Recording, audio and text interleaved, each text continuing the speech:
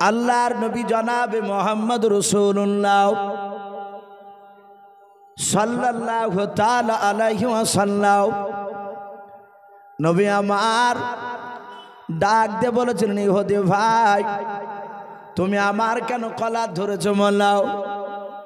ইহুদি ডাক দিয়ে বলেছিল, ভাই তোকে কারা নবী বলে মানে বল?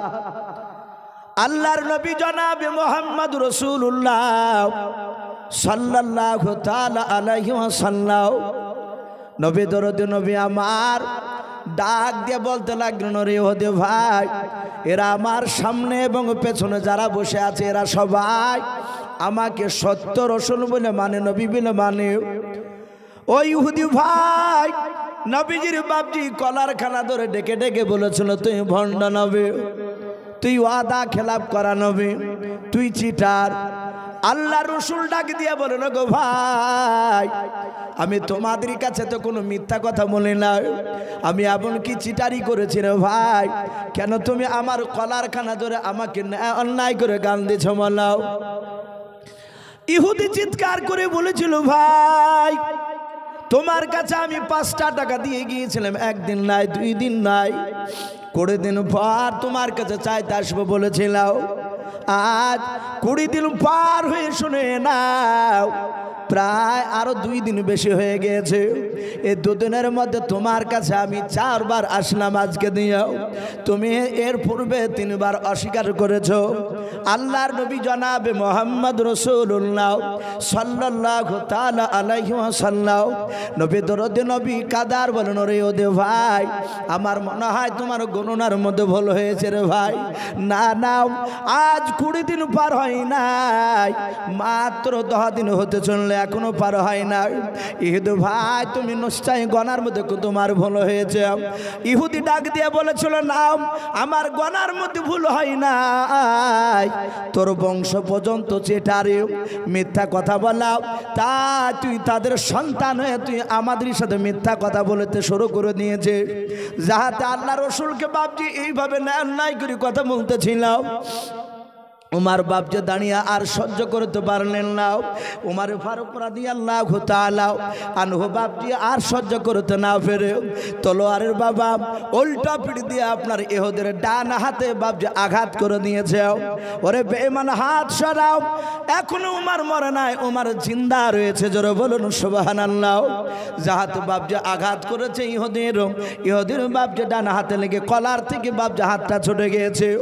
যাহাতে হাতটা ছুটে গিয়েছে ইহুদির বাপজি আঘাত লাগা হাতটা ইহুদি বাপজি বাম হাত দিয়ে ধরে এইভাবে বাপজি বুকের সাথে বাপজি চেপে ধরে আছে।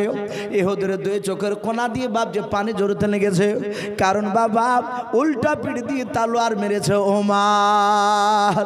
আমার বিশ্বনবী বলেন, ওমরে ফারুক রাদিয়াল্লাহু তাআলা আনহুর হাতে বাবা 2 হাতে এত শক্তি দিয়েছিলেন আল্লাহ। বিশ্বনবী বলেন, দুনিয়ার 50টা যুবকের শক্তি একাই আমার ওমরে ফারুকের 2 হাতে আল্লাহ দিয়েছিলেন, বলুন সুবহানাল্লাহ। সে আঘাত সহ্য করতে পারে নাই। ইহুদি বাপজি কান্না করতেছে, নবীজির চেহারার দিকে বাপজি চেয়ে আছে। আল্লাহর দরুদ নবী আমার দেখলেন ওমর মেরে দিয়েছে তলোয়ারের উল্টো পিঠ দিয়ে। ওমর মেরে দেওয়ার পর বিশ্ব নবীর দিকে আঙুল তুলে নাই, নবীজির কাছে বাপজি আস্তে করে উমার বলছে, নবী গাও ও নবী যে একবার আপনি হুকুম দেন এ বেঈমান কার দুনিয়ার বুকে বেঁচে রাখবো না। ও রাসূল একবার হুকুম দেন। ইহুদি চিন্তা করেছে, বেটা আমি ওটাই তো পরীক্ষা নিতে এসেছি, দেখি উমার যে আমাকে মেরেছে রাসূল মারতে বলে নাই, আমি রসুলের কলা ধরেছিলাম, উমারে ধরি নাই, দেখে তিনি বিশ্ব মুহাম্মদ সাল্লাল্লাহু আলাইহি ওয়াসাল্লাম উমারের বাড়ির বিচার করে কেডা? আল্লাহর নবী জনাবে মুহাম্মদ রাসূলুল্লাহ সাল্লাল্লাহু তাআলা আলাইহি ওয়াসাল্লাম নবী আমার ওমরকে বলুন, ওমর উত্তেজিত হয়ে না, বসে যাও। যাহাতে নবী বসতে বললেন, সঙ্গে সঙ্গে বাপজি আপনার ওমর মাটিতে বাপজি বসে পড়লেন। ওমার জানে রাসূলুল্লাহ বসতে বলেছে, যদি না বসা যায় তাহলে কিয়ামতের ময়দানে জান্নাত পাওয়া যাবে না। হযরত ওমর বসে গিয়েছে। ভাই আপনারা কিছু মনে করেন না, এই সামনে একজন মাওলানা বসে আছেন, আমার খুব কাছের মানুষ। মামা আপনি ওপর আসেন, আসেন না, একটু খারাপ লাগছে, একটু উপর আসেন, আসেন ওপরে এসে বসেন, জায়গা আছে তো ওপর ইনশাল্লাহ। আমি এই কথা বলতে গিয়ে নজর পড়ে গেছে, কারণ ওনারা আমার অনেক সিনিয়র আলেম, ওনারা আগে পড়তেন, আমি পেছনে পড়তাম, নিচু ক্লাস। তো ভাই যাই হোক কিছু মনে করেন না, অনেক দামি মানুষ আছেন অনেকেই, যাই হোক হয়তো একজন আলেম মানুষ, আমাকে অনেক কথা শেখাতেন ছাত্র জীবনে, একটু বিবেকে বেঁধে যাচ্ছে, উনি নিচে বসে আর আমি ওপরে বসা। তো ভাই আমি বলছিলাম ওমরকে বলেন ওমর বসে যাও। ওমর বসে গেলে ইহুদি দেখছে, দেখে তিনি কি করে, আল্লাহর নবী ডাক দিয়ে বলেন ওগো ওমর বলাও, ইহুদি তোমার কলা ধরে চলো না আমার কলা ধরে চলো বলাও। ওমর আল্লাহ রাসূলের দরবারে বাপ যে কান্না শুরু করে দিলেন। ওমর বলছে নবী গো, আমার কলা ধরে নাই, আপনার কলা ধরে চলো। আল্লাহর নবী জনাবে মুহাম্মদ রাসূলুল্লাহ সাল্লাল্লাহু তাআলা আলাইহি ওয়াসাল্লাম বিশ্ব নবী বলেন ওমর আমি তোমাকে হুকুম করি নাই মারতে, বলে নাও। আল্লাহর নবী বলেন আরে ওমর আমি বিশ্ব নবী পয়গম্বর রাসূল, আমি তোমাকে বলছি তোমার অন্যায় হয়েছে, ইহুদিকে তোমার মারা। ও ওমর দয়া করে তুমি ইহুদির হাত ওখানা ধরে ক্ষমা চাও, বলুন আলহামদুলিল্লাহ। ইহুদি অবাক, আহারে আহারে এ হচ্ছে ইসলাম। আজ এখানে অনেক মানুষ আছেন, আওয়াজ অনেক দূর যাচ্ছে, ইউটিউব হচ্ছে বাপজি, সব মোবাইল রেকর্ডিং করা মানে জানতে হচ্ছে বাপজি আপনার গোটা নেটের মাধ্যমে গোটা পৃথিবীর মানুষ দেখবো বলে দেখতে পারবে বাপজি।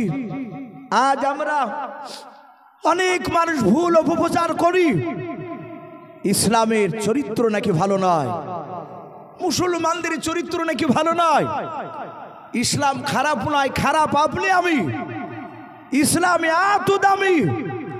ইসলামের ইতিহাস যদি মানুষ সঠিকভাবে যদি বাপজি পড়তো, আজ ইসলামের বিরুদ্ধে কেউ বাপজি আঙুল তুলে কথা বলতে পারতো না। বাপজি আমার সোনা লালেরাও, ইসলামে এত বাপজি আপনার সূক্ষ্ম, কোন মানুষকে আঘাত দেওয়া শিখায় নাই, জোরে বলুন আলহামদুলিল্লাহ। ইসলাম শিখায় নাই। আপনারা এখানে অনেক জেনারেল শিক্ষিত মানুষ রয়েছে, ইতিহাস পড়ে নাই। হযরত আমিরুল মুমিনিন উমর ইবনুল খাত্তাব রাদিয়াল্লাহু তাআলা আনহু বাপজি মানুষ সারা পৃথিবীর মানুষকে বাপজি দেখে দিয়েছে রাসূলুল্লাহর চরিত্র কেমন ছিল, নবী কেমন শিক্ষা দিয়েছে আমাদেরকে। আপনারা জানেন উমর ইসলাম গ্রহণ করে বাপজি রাসূলুল্লাহর সাহাবা উমর বাদশা হয়েছিলেন কি হয়েছিলেন না, কথা বলে? এ ছোটখাটো বাদশা ছিলেন উমর? এ ভারতবর্ষের মতো বাপজি দেশের কি বাদশা ছিলেন? না, গোটা পৃথিবীর মধ্যে বাপজি অর্ধেকটা পৃথিবীর একাই বাদশাহ ওমর ছিলেন, জোরে বলুন আলহামদুলিল্লাহ। এটা গল্প নয়, ইসলামের ইতিহাস বাপজি পড়ে দেখবেন। হযরত ওমর গোটা পৃথিবীর বাপজি আপনার অর্ধেকটা পৃথিবীর একাই বাদশাহ ছিলেন। কেতাবে লিখেছে ওমর একদিন দেশ ঘুরতে গিয়েছেন, দেশ ঘুরতে গিয়ে এক খ্রিস্টান এলাকার দিকে চলে গিয়েছে। খ্রিস্টান এলাকায় ওই খ্রিস্টানেরও বাদশা বাপজি ওমর। খ্রিস্টান এলাকার লোক সবাই জানতে পেরেছে আমিরুল মুমিনিন বাদশা আসছে। প্রায় 50-60 জন সাহাবা নিয়ে ওমর গিয়েছে।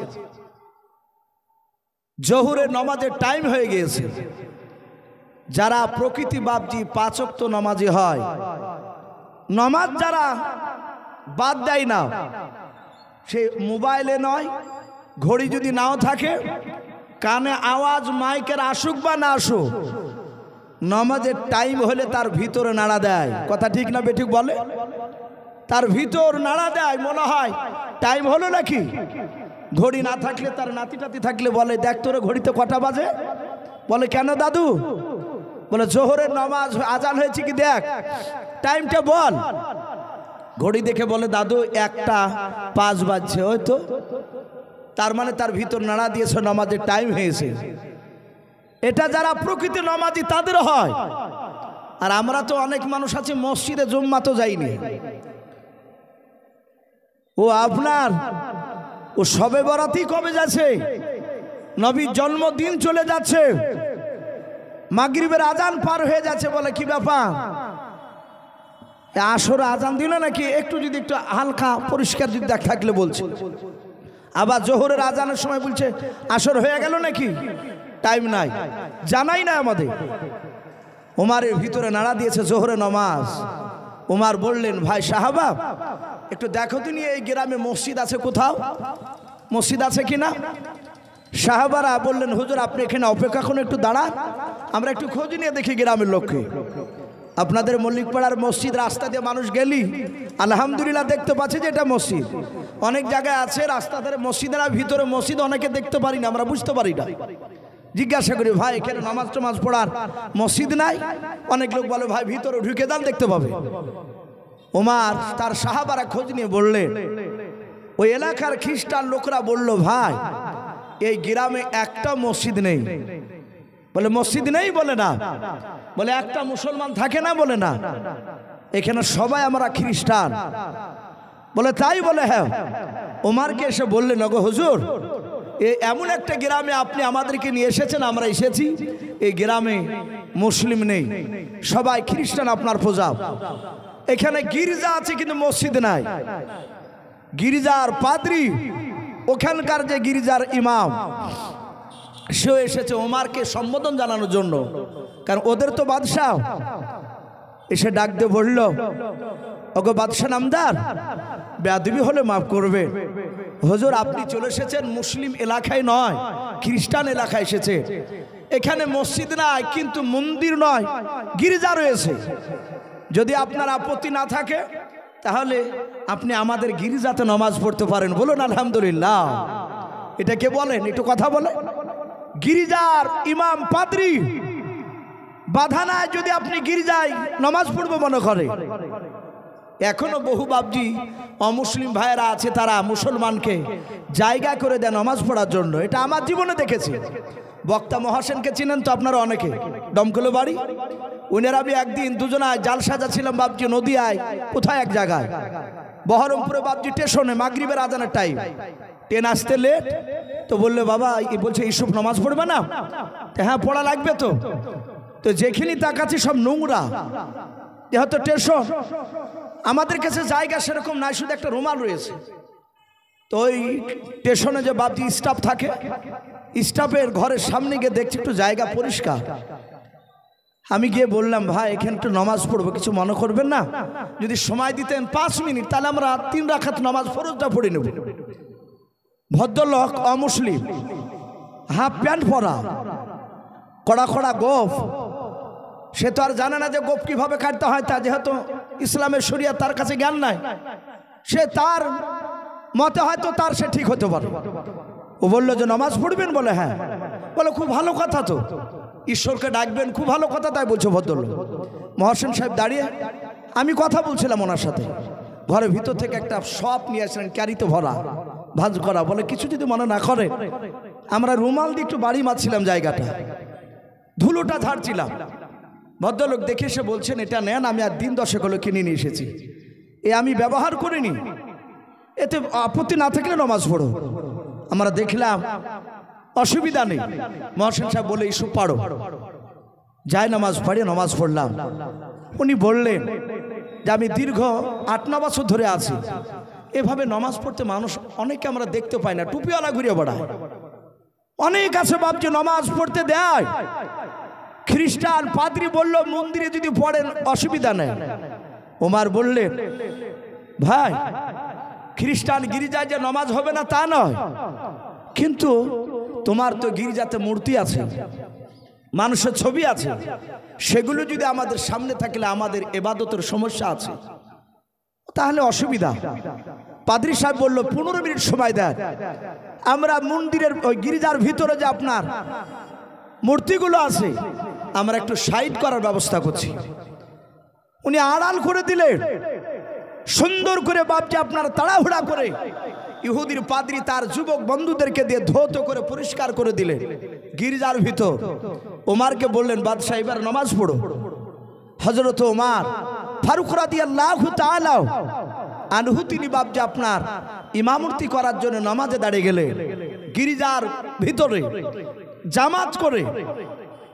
পেছন থেকে বাপজি তাকবীর দিচ্ছে, আল্লাহু আকবার আল্লাহু আকবার আল্লাহু আকবার আল্লাহু আকবার, আশহাদু আল্লা ইলাহা ইল্লাল্লাহ আশহাদু আল্লা ইলাহা ইল্লাল্লাহ আশহাদু আন্না মুহাম্মাদার রাসূলুল্লাহ আশহাদু আন্না মুহাম্মাদার রাসূলুল্লাহ, হাইয়া আলাস সালাহ হাইয়া আলাস সালাহ হাইয়া আলাল ফালাহ হাইয়া আলাল ফালাহ, জাহাত বাপজি কদ কামাতিস সালাহ কদ কামাতিস সালাহ, আল্লাহু আকবার লা ইলাহা ইল্লাল্লাহ বলে বাপজি শেষ করলেন। ওমর আল্লাহু আকবার বলে বাপজি আর নিয়াত করলেন না। উনি সাতাত বাবা ওমর পেছন দিকে ঘুরে বলেছিলেন, ওগো বন্ধুরাও এই গির্জার ভিতরে আর নামাজ পড়া যাবে না। হযরত আমিরুল মুমিনিন ওমরের বাপজির সাথে ভাইরাও পেছন দিক থেকে বাপজি বলেন, হুজুর কেন নামাজ পড়া যাবে না? বলে আমি বললাম নামাজ পড়া যাবে না, যাই নামাজগুলো উঠে নিয়ে চলাও। গির্জার ভিতর থেকে বেরিয়ে পাদ্রী মশাই বাপজি আর তার দল বলরাও হাজার হাজার খ্রিস্টান লোকেরা মুসলমান আমিরুল মুমিনিন বাদশাহ শাহবাদীর বাপজি নামাজ পড়া দেখার জন্য বাপজি দাঁড়িয়েছিলেন। হযরত ওমর বাপজি বেরিয়ে পাদ্রী মশাইকে বলেছিলেন, ভাই কিছু মনে করবা নাও, একটু দয়া করে ভাই এই মসজিদের নয় মন্দিরের তোমাদের যে খ্রিস্টান গির্জার তোমাদের গির্জার যে জমি জায়গা আছে কতটা নিয়ে বলে এটা নিয়ে কতটা দূর তুমি একটু আমাকে ঘুরে দেখে দাও। ওই পাদ্রী মশাই বাপজি আমিরুল মুমিনিন ওমরকে নিয়ে বাবা গোটা বাপজি গির্জার এরিয়া নিয়ে বাপজি ঘুরে বলো, হুজুর এতটা পরিমাণ এই গির্জার জায়গাও বলে ফাঁকা জায়গাটাও বলে ওটা গির্জার জায়গা নয়, ওটা আমাদের একজন বন্ধুর জায়গা, কিন্তু খ্রিস্টান মালিক সেও। ওমর বললেন, ভাই ওই লোকটাকে ডেকে নিয়ে এসো। ওই ভদ্রলোককে বাপজি ডাকলেন, তিনি দৌড়ে গিয়ে বলছেন, ওকে বাদশাহ নামদার আপনি আমাকে ডাক দিলেন কেন? বলো ভাই এ ফাঁকা জায়গাটা নাকি তোমার নামে লেখা আছে। বলে হ্যাঁ। ওরে ভাই কিছু যদি মনে না করো জবরদস্তি করে তোমার জায়গায় নামাজ পড়বো না। যদি কিছু মনে না করো মাত্র তুমি আমাকে 10 মিনিট মতো সময় দাও, কারণ আমরা মুসাফির জোহরের 2 রাকাত আমরা মাত্র নামাজ আদায় করব। বলুন আলহামদুলিল্লাহ। ক রাকাত জোহরের আমরা পড়ি? ক রাকাত? 4 রাকাত। মুসাফিরের জন্য বাপজি 2 রাকাত। হযরত ওমর ফারুক রাদিয়াল্লাহু তাআলা আনহু ডাক দিয়ে বললেন, ভাই মিনিট 10 নামাজ পড়তে সময় লাগবে, যদি কিছু মনে না করো তোমার ফাঁকা জায়গায় আমরা 10 মিনিট নামাজ পড়ব। ইহুদের বাপ যে আপনার খ্রিস্টান ভাই বাদশাহ আমিরুল মুমিনিনকে বললেন, বাদশাহ আপনি আমাদের দেশের বাদশাহ, 10 মিনিট কেন সারা দিন নামাজ পড়লে আপনাকে কিছু বলবো না। ওমর নামাজ পড়লেন জামাত করে, নামাজ বাপজি হয়ে গেল। খ্রিস্টান পাদ্রী মনে মনে নয় বাপজি প্রকাশ বলল, হুজুর আপনি আমার প্রথমেই যদি গির্জায় নামাজ না হতো আপনি কেন প্রথমেই বললেন না? আপনি হবে বলে আবার কেন পড়লেন না? তা না আমি খাটনি করে গির্জার ধুতাম নাও, আপনি কেন প্রথমেই বললেন না? আর যদি মসজিদে নাই গির্জায় যদি ঢুকলেন আপনি কেন নামাজ পড়লেন না? হযরত আমিরুল মুমিনিন ওমর ডাক দিয়ে বলেছিল, ভাই রে আমার যখন সাহাবা সাথী ভাই ওই যখন মুক্তাদি যখন আপনার তাকবীর দিচ্ছিলেন, তাকবীর দিতে দিতে দিতে দিতে আমার হঠাৎ করে মনে পড়ে গেল আমি ওমর বাদশাহ একবার যদি গির্জার ভিতরে নামাজ আদায় করে নি, হয়তো আমি ইন্তেকাল করার পর দুনিয়াতে আমি বেশি দিন বেঁচে থাকবো না। আমার ইন্তেকাল করার পর, আমার সাথী ভাইদের ইন্তেকাল করার পর হয়তো 1-2 বছর পর কোনো ইতিহাসে হয়তো পাবে বাদশাহ ওমর ওই খ্রিস্টান গির্জায় নামাজ পড়েছে। হয়তো কোনো মুসলমান 2000 বছর পর হয়তো শুনে নাও মসজিদ নাই, ওই গির্জার জায়গাটা মসজিদের জায়গা বলে দাবি করবে। জোরে বলুন সুবহানাল্লাহ। বলেন আরে তাকবীর। ডাক দিয়ে বলেছিল, এই 2000 বছর কেন, 5000 10,000 বছর পরও কোন মুসলমান যেন দাবি না করতে পারে গির্জা মসজিদে। এ হচ্ছে বাপজি আপনার ইসলাম। এ শিক্ষা রাসূলুল্লাহ দিয়েছে, কিন্তু বাপজি আজকে আমরা সেই শিক্ষা না নিয়ে আমরা দুসার পাতা কিছু বই পড়ে রাসূলুল্লাহর বিরুদ্ধে বাপজি আমরা অপপ্রচার শুরু করি। অনেকে নবীর বিরুদ্ধে আঙুল তুলি, কিন্তু বাপজি ইসলামের ইতিহাস যারাই গভীরভাবে বাপজি জানতে গিয়েছে তারা মুসলমান নাই হয়ে থাকতে পারে না। জোরে বলুন সুবহানাল্লাহ। তারা নবী ওয়ালা হয়ে গিয়েছে। আমি বলছিলাম সেই ওমর ফারুক রাদিয়াল্লাহু তাআলা আনহু তিনি রাসূলুল্লাহর দরবারে বাপজি বসা। নবীজি বললেন, ওগো আমার সাহাবা শুনে নাও, ওগো আমার পয়গম্বর নয়। বিশ্বনবী ডাক দিয়ে বলেন, ওমর আমি তো তোমাকে হুকুম করি নাই, তুমি দয়া মেহেরবান করে তুমি এই ইহুদির কাছে হাত উঠানা ধরে ক্ষমা চেয়ে নাও। ওমর দেখেন রাসূলুল্লাহ ক্ষমা চাইতে বলেছে। হযরত ওমর রাদিয়াল্লাহু তাআলা আনহু বাবা ইহুদির হাত ওখানা জোরে ধরে বলেছিল, ভাই ইহুদি, ওমর বাতিলের কাছে মাথা নত করা বান্দা নয়। বলুন সুবহানাল্লাহ। এই ইহুদি ভাই, কিন্তু উপায় নাই, বিশ্ব নবী জনাবে মুহাম্মদ রাসূলুল্লাহ সাল্লাল্লাহু তাআলা আলাইহি ওয়াসাল্লাম নবী আমার তোমার হাত ওখানা ধরে ক্ষমা চাইতে বলেছেন ভাই, তা আমি তোমার হাত ওখানা ধরে ক্ষমা চাই। নবী যদি বলতেন, ওমর ইহুদিকে কাঁধে করে নিয়ে তুমি সারাদিন তুমি ঘুরে নিয়ে বেড়াও, আমি তাই বেড়াতাম ভাই, ক্ষমা চাইতে বলেছে তাই তোমার হাত ওখানা ধরে ক্ষমা চাই, তুমি ক্ষমা দিয়ে দাও। ইহুদি মাথাটা নড়ে বলল, মাফ করে দিলাম। আল্লাহর নবী জনাবে মুহাম্মদ রাসূলুল্লাহ সাল্লাল্লাহু তাআলা আলাইহি ওয়াসাল্লাম নবী সাহাবাদের দিকে তাকে বলুন, সাহাবারাও। সব সাহাবা বললেন, নবী বলুন। আল্লাহর নবী বলেন, আমার জামাই সাহাবা উসমান গনি কোথায় দাঁড়িয়ে যাও।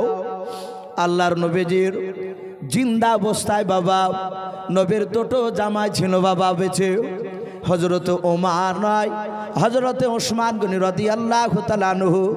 দ্বিতীয় সাহাবা হযরত আলী রাদিয়াল্লাহু তাআলা আনহু। কেতাবে পাওয়া যায় আলী ছিলেন বাপজি গরিব, উসমান গনি ছিলেন বাপজি আপনার টাকা পয়সা আলা ধনী মানুষ। আল্লাহ রাসূল বলেন, ওরে আমার জামাই উসমান তুমি কোথায় যে দাঁড়িয়ে যাও। উসমান গনি রাদিয়াল্লাহু তাআলা আনহু তিনি দাঁড়িয়ে বলেন, ইয়া রাসূলুল্লাহ, ইয়া হাবিবাল্লাহ, আপনার জামাই আমি উসমান গনি বলেন। আল্লাহর নবী বলেন, উসমান যা তুমি তোমার বাড়ি থেকে এক নাই দুই নাই তুমি 25 কেজি খেজুর নিয়ে এসো। বলুন আলহামদুলিল্লাহ। ইহুদি ক কেজি বলেছিল বলো? 20 কেজি। সাহাবা 15 নয় 25 কেজি খেজুর নিয়ে আসলেন।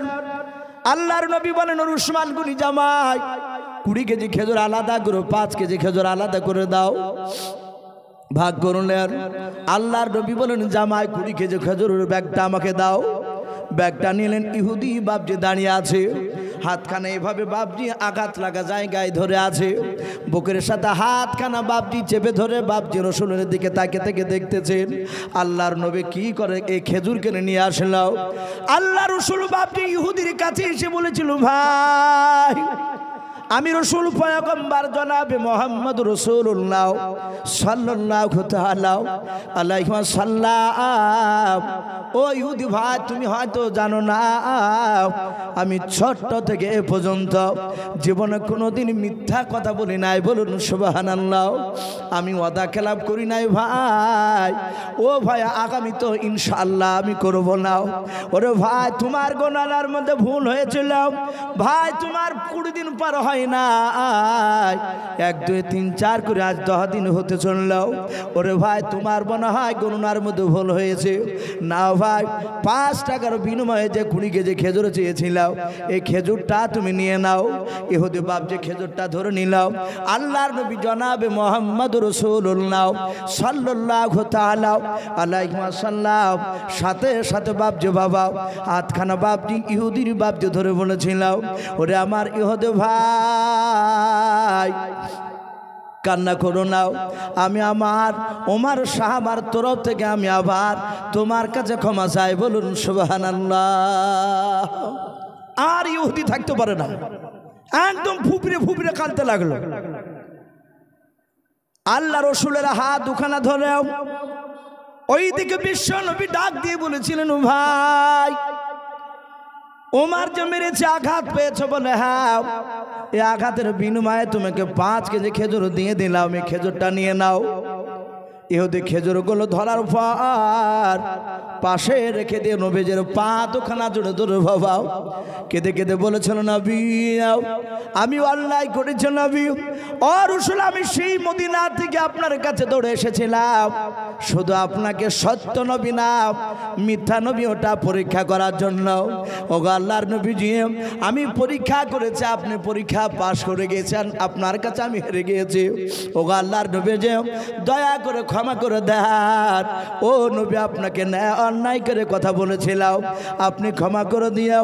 আপনার কলমা পড়ে আমাকে মুসলমান বানিয়ে আনানো। জোরে বলুন সুবহানাল্লাহ।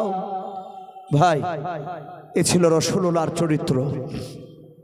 আল্লাহ রাসূল সাল্লাল্লাহু তাআলা আলাইহি ওয়াসাল্লাম এই দিনকে বাপজি আপনার এমনি এমনি পৌঁছাতে পারে না। রাসূল বলেন, আই উমর, সেদিন তুমিও আমাকে মারতে গিয়েছিলাম। তাই ভাই, আপনারা সকলেই জানেন বাপজি আমাকে একটু তুলেছে এশার নামাজের পর। আপনারা জানেন এখানে বাপজি পাশে মসজিদ রয়েছে। আমাকে যিনি দাওয়াত করেছিলেন মাওলানা নয়, উনি একজন সাধারণ মানুষ, ইসরাইল মোড়ল সাহেব। উনি হাফেজ শরীফুল বন্ধুরা আমার কথা উনিও বলছিলেন যে হ্যাঁ, আপনার কথা ওনার সামনে আলোচনা করেছি। ভাই, উনি আমাকে বললেন, এসো ভাই, আমাদের মসজিদে এবার 2 তলা হবে। আলহামদুলিল্লাহ, অলরেডি 25টা নাকি কলম তুলে ফেলাচ্ছে, তাই তো নাকি? 25টা কলম, 26খানা। অনেক টাকার বাবজি প্রয়োজন। তাই এখানে অনেক বাবজি ভাই রয়েছে, মা বোনেরা রয়েছে। ভাই, বেশি নাই, কিছুক্ষণ আমি আপনাদের কাছে একটু আমি দেখতে চাই। আমরা বিরক্ত হব না, কারণ আমার পরে আরো দামি দামি বক্তা রয়েছে, তারা বাবজি মূল্যবান কথা আপনাদের সামনে তুলে ধরবে। কারণ বাবজি রাত্রি একটু বেশি হয়ে গেলে মানুষ আর ধৈর্য ধরে বসে থাকতে চাই না। তাই আমি আপনাদের কাছে বাবজি কয়েক মিনিট ধরে আমি একটু দেখতে চাই আল্লাহর কোন বান্দা এখানে বাবজি রয়েছে বাবজি মসজিদ তৈরি করার জন্য। আমি আপনাদের কাছে বেশি নাই, মাত্র বাবজি আপনার 10,000 করে টাকাও বেশি নয় ভাই। আমি 10,000 টাকা এখানে বসে ভাই, একজন এদিকে একটু বসে, তাহলে টাকাটা ধরতে সুবিধা হবে। বলছি আল্লাহ কবুল করুন। একজন ভাই আমার তার আব্বার জন্য 200 টাকা দান করেছেন, আল্লাহ তার দানকে কবুল করুন। ভাই, এখানে অনেক আল্লাহ বান্দা রয়েছে মসজিদের। আপনার ম্যানেজিং কমিটি যে মসজিদে যে কমিটি বাবজি ভাইরা আছে, আমি তাদেরকে লক্ষ্য করে দেখতে চাই। সামনেকার বাবজি ভাই, পর্দার আড়ালের মা বোনেরাও আল্লাহর ঘরকে তৈরি করার জন্য বাবজি যেখানে কিয়ামত পর্যন্ত আপনার মানুষ নামাজ পড়বে। নবীজি বলেছেন, মান বানা লিল্লাহি মসজিদান বানালাহু লাহু বাইতান ফিল জান্নাহ।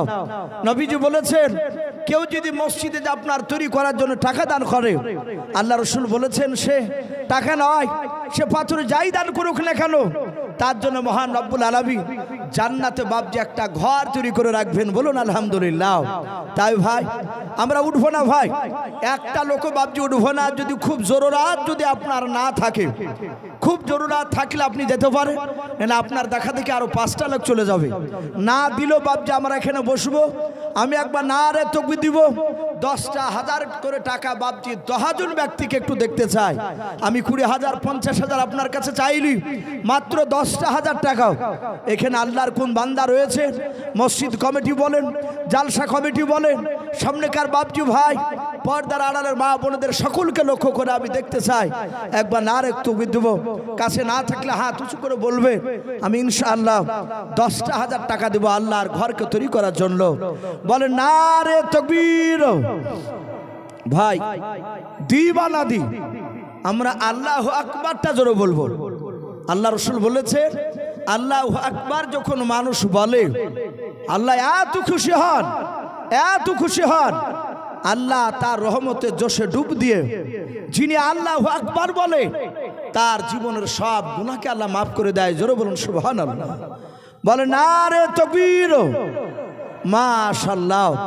ভাই বেশি নাই, 10টা 1000 করে টাকা 10 জনকে দেখতে চেয়েছি ইনশাআল্লাহ।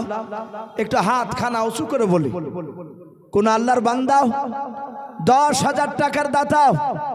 কার আব্বা চলে গেছে অন্ধকার কবরে শুয়ে আছে, কার জনম দুঃখিনী মা চলে গিয়েছে, কার দাদা চলে গিয়েছে, কার দাদিমা চলে গিয়েছে, অন্ধকার কবরে বাপজি শুয়ে চাতক পাখি না চেয়ে আছে, একটু হয়তো আমার জন্য দোয়া করবে।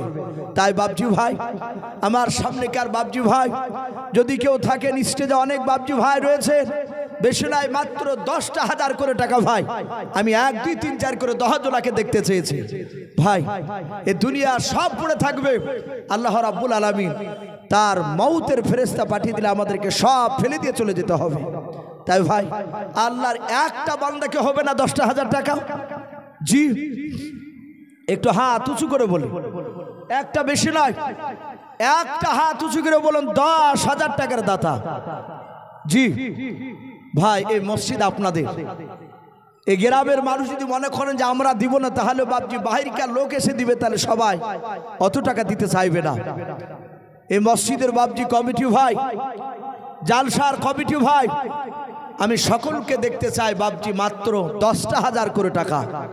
ও মা বোনেরাও, পর্দার আড়ালে যারা বসে বসে মা বোনেরা শুনছো, আমি মা বোনেদেরকে আমি অনুরোধ করব, মা বোন তোমরা যদি কোনো থাকো যে 10টা 1000 টাকা আল্লাহর ঘর তৈরি করার জন্য দেব ইনশাআল্লাহ। ভাই একটা মানুষ হবে না, ডান দিকে আর বাম দিকে আর কোনো বাপজি কোনো ভাই, বেশি নয়। আমাকে বললেন যে ভাই একটু 10,000 একবার বলে দেখবেন, ইনশাআল্লাহ আল্লাহর বান্দা হয়ে যেতে পারে। তাই বাপজি একটা মানুষ বলুন 10,000 টাকার দাতা, কারো আব্বার নামে, কারো মায়ের নামে, কারো নানা নানি দাদা দাদির নামে, এ 10টা 1000 টাকা আল্লাহর ঘর তৈরি করার জন্য দেব ইনশাআল্লাহ। জি আজ আমি আপনাদের কাছে, আজ আমি আপনাদের কাছে জান চাইনি, মাল। শাহজাহান শেখ মাশাআল্লাহ বলে না রে তাকবীর।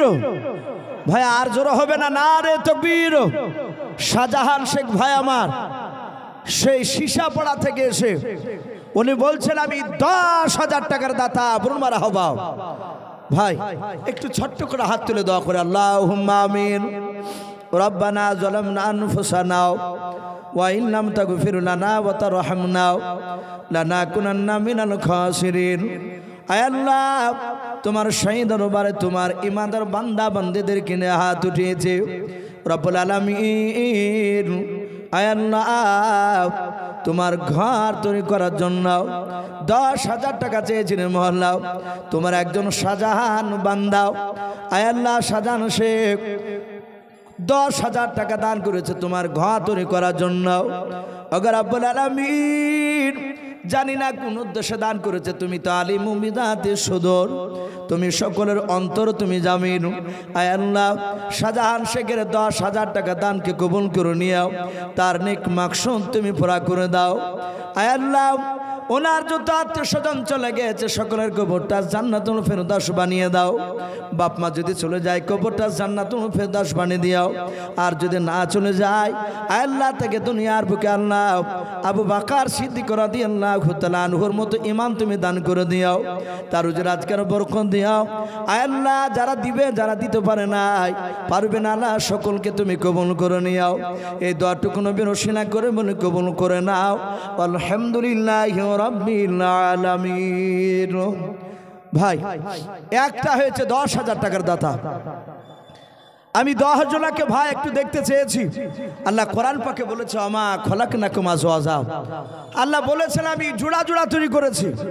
ভাই আর একটা আল্লাহর বান্দা মাশাআল্লাহ বলেন নারে তাকবীর। ভাই আরেকটু জোরে বলুন নারে তাকবীর। শাহানুর সালাও উনি বলছেন আমি 10 নয়, আমি 15,000 টাকার দাতা। বলুন মারহাবা, বলেন আরে তাকবীর। এ শাহানুর আলম দেখো বান্দা কোথায় যে ছিল, আল্লাহ নাম শুনে দেখো 15,000 টাকা দিল। যা সাথী যে নিয়াতে করিয়াছে দান, দানকে কবুল করো তুমি সুবহান। অগবারি দোয়া করি অগ পাক বানিও, মেজানেতে নেকির ফানা করে নিও ভারিও। যা সাথে যে নিয়াতে করিয়াছে দান, দানকে কবুল করো তুমি সুবহান। অগবারি দোয়া করি অগ পাক বানাও, জান্নাতে খেলায়ও তুমি আঙ্গুর বেদান। আল্লাহুম্মা আমিন। নারে তাকবীর।